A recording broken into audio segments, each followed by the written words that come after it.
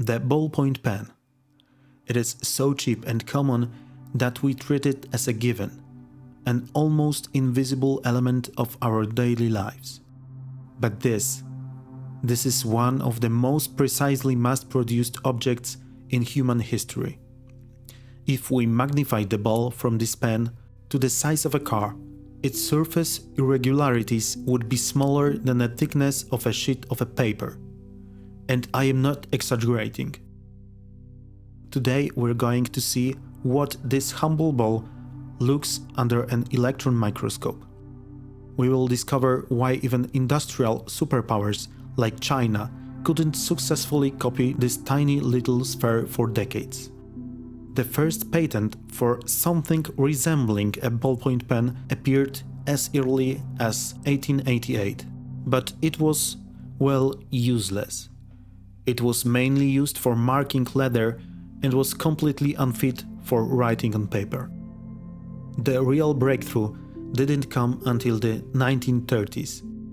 László Bíró, a Hungarian journalist, noticed that newsprint ink dried almost instantly. He realized it would be perfect for handwriting, but there was a catch. It was far too thick for fountain pens.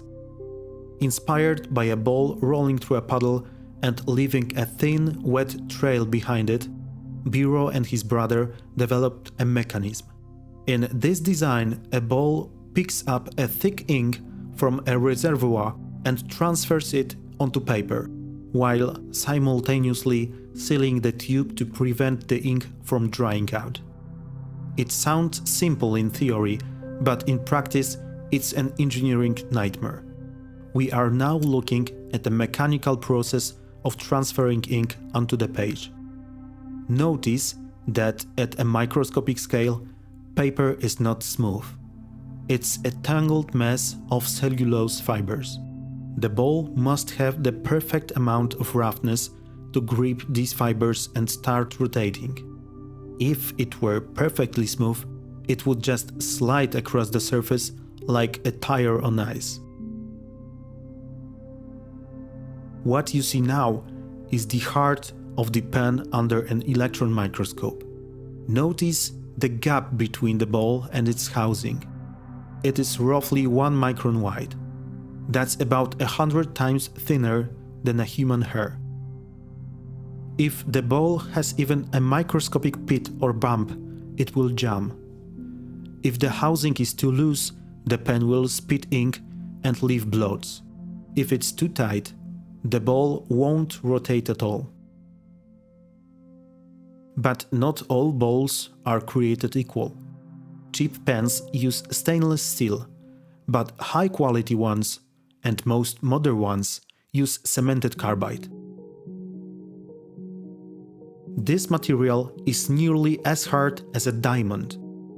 During writing, the ball rotates thousands of times for every meter of a line.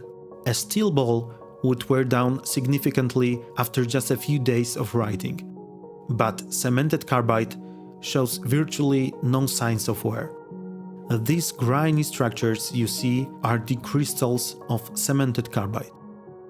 It's created through powder metallurgy.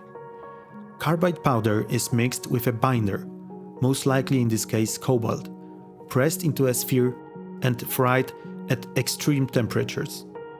It is a fascinating fact that while China produces about 38 billion pens a year, roughly 80% of the world's supply, until 2017 they were unable to produce their own high-quality balls and housings. Instead, they had to import them from Japan, Germany or Switzerland. There were two main problems. First, the ball socket needs to be hard, wear-resistant and yet easy to machine with extreme precision. For a long time, China lacked the specific steel alloy required for this. Second, precision. The accuracy needed to cut the socket is so high that a single micron of error ruins the entire process. On top of that, you need the specific know-how for the final finishing of the socket.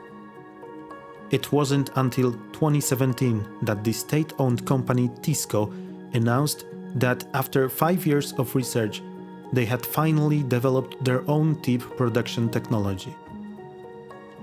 It was a point of national pride for Chinese industry, proving they could master something as simple as a ballpoint pen.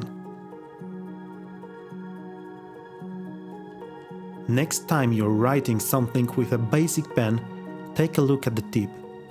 Remember that you are holding a micro-engineering marvel that costs literally $1. Please consider subscribing to my channel and leave a comment for the algorithm.